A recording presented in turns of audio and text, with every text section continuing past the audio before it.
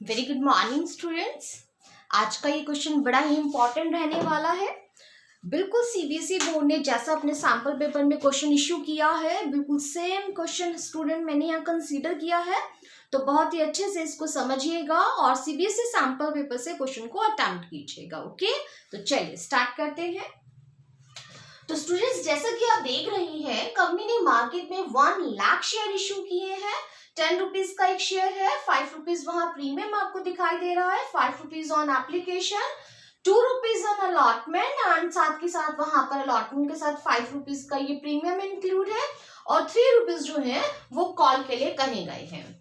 और जो applications receive हुई है वो 1,50,000 शेयर्स के लिए रिसीव हुई है। तो जैसे ही आपने वहां पे देखा कि applications were received for 1,50,000 shares, तो आप उसी टाइम समझ गए कि ओवर सब्सक्रिप्शन से क्वेश्चन आया हुआ है। तो डेफिनेटली आप फटाफट गए अपने वर्किंग नोट में और आपने फर्स्ट वर्किंग नोट जो है वो अपना यहाँ प्रिपेयर किया ओवर सब्सक्रिप्शन का, अप्लाइड एंड अलॉटेड। ओके, एक एक लाइन पढ़ते जाइए, जैसे कि मैंने पहले भी आपको कहा है, एक एक लाइन को स्टडी करते जाइए और लिखते जाइए। ओके, तो आप देखेंगे कि आपको पता है जितनी एप्लीकेशंस आती हैं वो अप्लाइड का टोटल और जितने शेयर्स मार्केट में इश्यू किए थे वो अलॉटेड का टोटल। ओके स्टूडेंट्स, अब यहाँ आगे इस क्वेश्चन में क्या कहा गया है, allotment was made pro rata to all the applicants.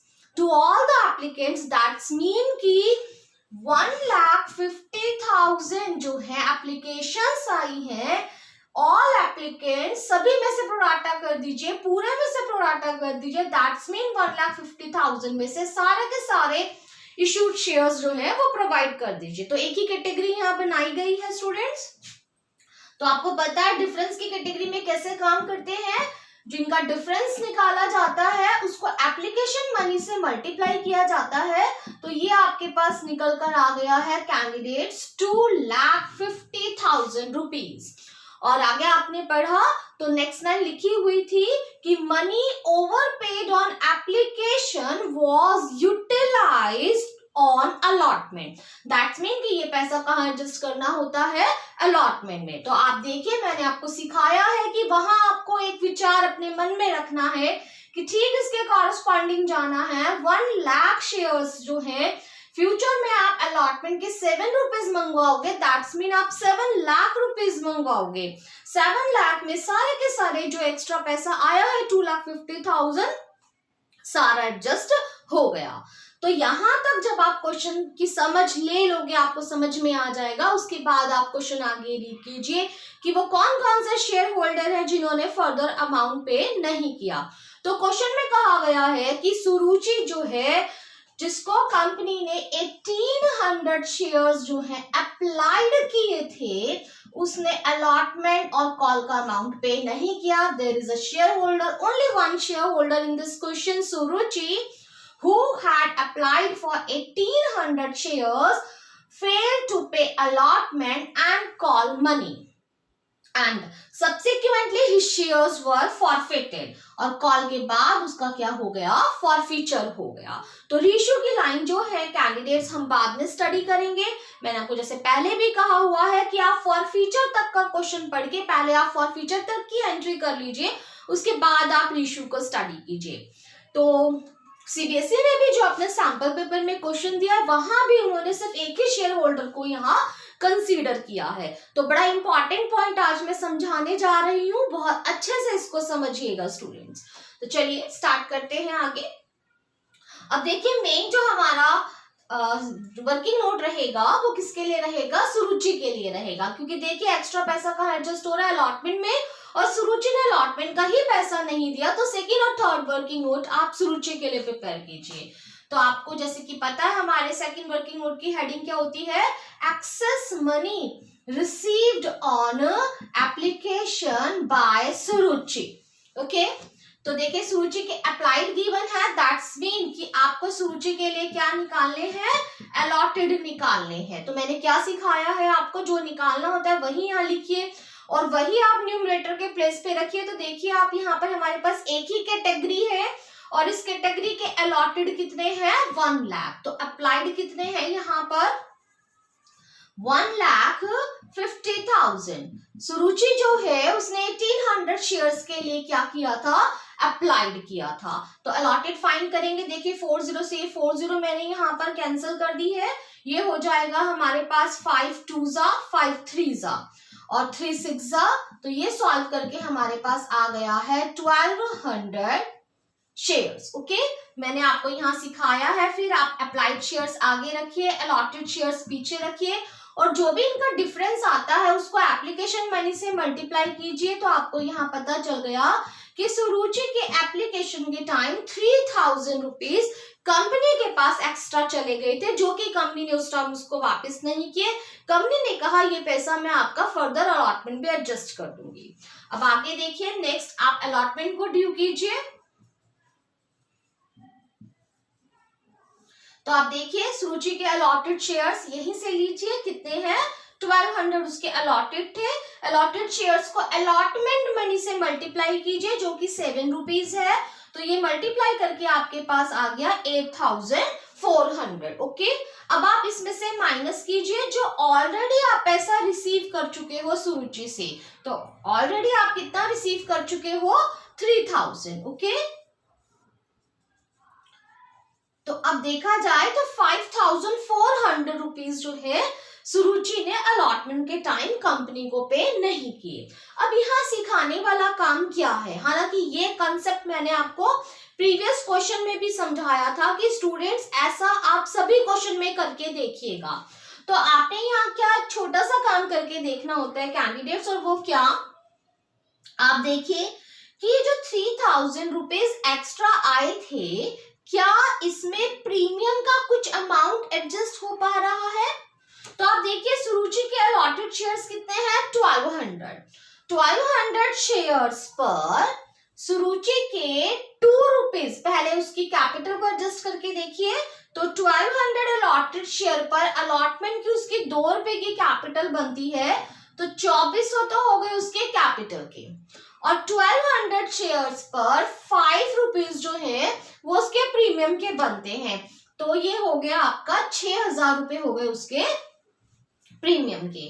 तो दैट्स मीन ये वाला अमाउंट सुरुचि को जो है अलॉटमेंट पे भेजना था। तो आप देखिए जो ये 3000 एक्स्ट्रा आए हैं, 2400 रुपए तो इसमें कैपिटल के यदि मैं एडजस्ट कर दूं तो तब भी यहाँ 600 रुपए बचते हैं। दैट्स मीन वो 600 रुपए, वो 600 रुपीज जो है उससे ये प्रीमियम का कुछ अमाउंट एडजस्ट हो जाएगा। 6000 का प्रीमियम सुरुचि को भेजना था और यहाँ उसका 600 रुपए का प्रीमियम जो है वो एडजस्ट हो गया। दैट्स मीन कि जो ये 3000 रुपए एक्स्ट्रा आए थे, इसमें सुरुचि जो है उसके 600 रुपए जो है अलॉटमेंट के साथ के प्रीमियम के एडजस्ट हो गए हैं। यानी कि जो से अलॉटमेंट के टाइम प्रीमियम 6000 का भेजना था, उसमें से 600 रुपए यहाँ ऑलरेडी एडवांस में कंपनी के पास आ गए हैं। ओके, तो ये जस्ट आपको करके देखना होता है। सभी क्वेश्चन में आप ये करके देखेंगे कि कहीं ये पैसा इतना एक्स्ट्रा तो नहीं आया कि ये प्रीमियम को एडजस्ट कर पा रहा है।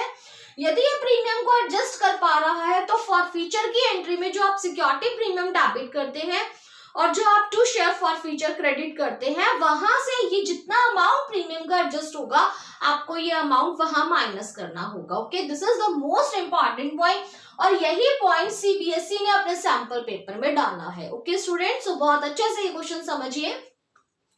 अब फोर्थ वर्किंग नोट हम यहाँ पर क्या बनाते हैं, हम टोटल अलॉटमेंट ड्यू करते हैं। टोटल अलॉटमेंट ड्यू, तो पूरे कंपनी के अलॉटमेंट ड्यू कीजिए। पूरे 1 लाख शेयर पर कंपनी को कितना अमाउंट जो है अलॉटमेंट का 7 रुपीज के अकॉर्डिंग 7 लाख रुपीज जो है वो भेजने चाहिए थे। 7 लाख में से ऑलरेडी कितना रिसीव हो चुका है, तो 7 लाख में से ऑलरेडी कितना रिसीव हो गया है, 2,50,000। ओके, तो ये आप डिडक्ट कर दीजिए। तो रिमेनिंग अमाउंट आप देखिए आपके पास क्या आ गया यहाँ पर, 4,50,000 रुपीज। अब आप देखिए सुरुचि जो है थर्ड वर्किंग नोट कहता है कि सुरुचि को 5,400 रुपीज भेजने चाहिए थे, बट उसने 5,400 रुपीज अलॉटमेंट के पे नहीं किए। तो ये आप यहाँ सॉल्व कर लीजिए, और ये अमाउंट जो है आपका सॉल्व करके आ गया है कितना, 4,44,600। ओके तो मैंने आपको पहले भी बताया हुआ है, जो आपका फोर्थ वर्किंग नोट होता है वो आपकी fourth journal entry bank account debit to share allotment का आंसर निकल कर आ जाता है। अब आप फिफ्थ वर्किंग नोट बनाइए, amount not received on call. तो देखिए सुरुचि के अलॉटेड शेयर्स कितने थे, 1200 अलॉटेड शेयर्स पर 3 रुपीज के अकॉर्डिंग सुरुचि ने 3600 रुपीज जो है वो कॉल के पे नहीं करे। तो यहां तक का जब आप वर्किंग नोट बना लेते हैं, आप अपनी फॉरफीचर तक की एंट्री पहले कंप्लीट कर लीजिए। ओके तो चलिए स्टार्ट करते हैं journal entries.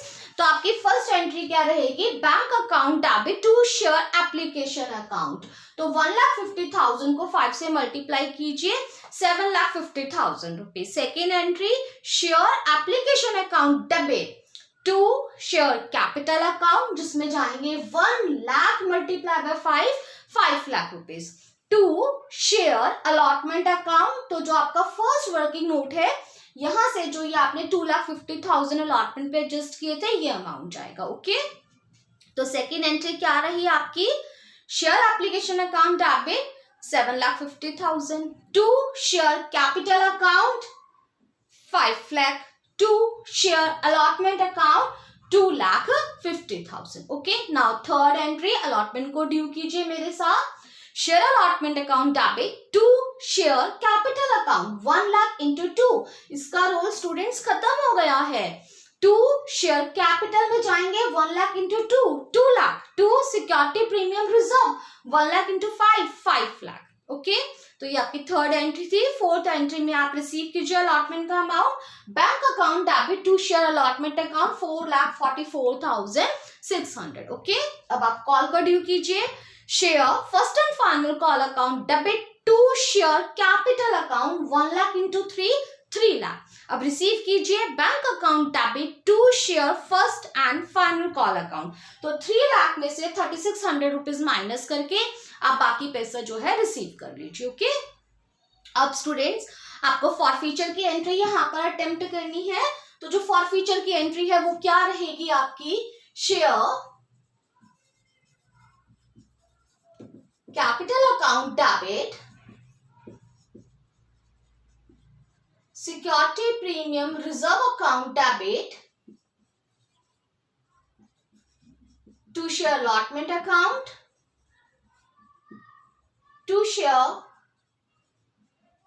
First and final call account, और जो पैसा कंपनी रिसीव कर चुकी है वो डालेंगे टू शेयर फॉरफीचर अकाउंट में।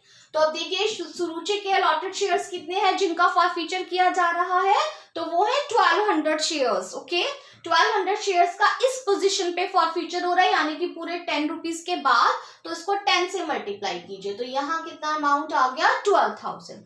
अब बड़ा मोस्ट इंपॉर्टेंट पॉइंट ये है स्टूडेंट्स, सुरुचि जो है उसका आपको यहाँ पर प्रीमियम का अमाउंट कंसीडर करना है। तो देखिए 1200 शेयर्स हैं उसके, और उसने 5 रुपीज प्रीमियम के नहीं दिए, दैट्स मीन यहाँ पे आपको 6,000 लिखना है। बट आप देखिए मैंने यहाँ पर थर्ड वर्किंग नोट में एक पॉइंट आपको कराया कि सुरुचि को प्रीमियम के अलॉटमेंट के टाइम प्रीमियम के 6,000 रुपए देने थे, जिसमें 600 रुपए उसके ऑलरेडी इसमें से एडजस्ट हो चुके हैं। तो 6,000 में से 600 माइनस कर दीजिए, दैट्स मीन कि यहाँ पर 5,400 रुपीज आएगा। This is the most important point. Okay यही पॉइंट जो है सीबीएसई ने अपने सैंपल पेपर में डाला है। उसके बाद इनके लिए आपको कुछ भी दिक्कत नहीं है अमाउंट कंसीडर करने के लिए।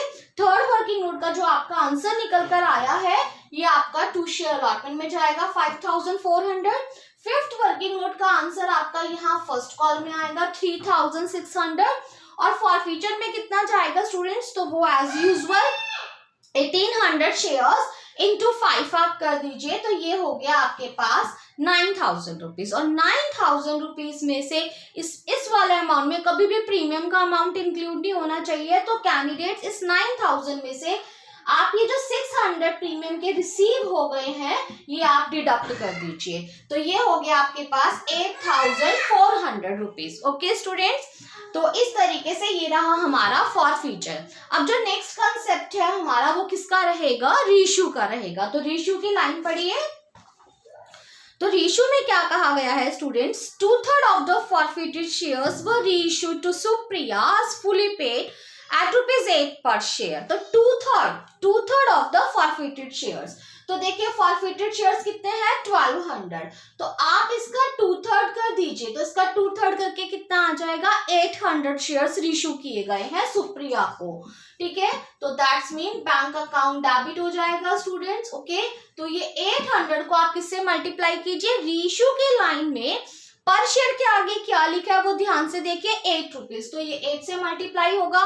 एज फुली पेड का मीनिंग है रीइश्यू की लाइन में कि कंपनी ने मांगे 10 रुपए थे लेकिन देने वाले ने 8 रुपीज दिए हैं। दैट्स मीन यहाँ पर 2 रुपीज का क्या हो गया है, लॉस।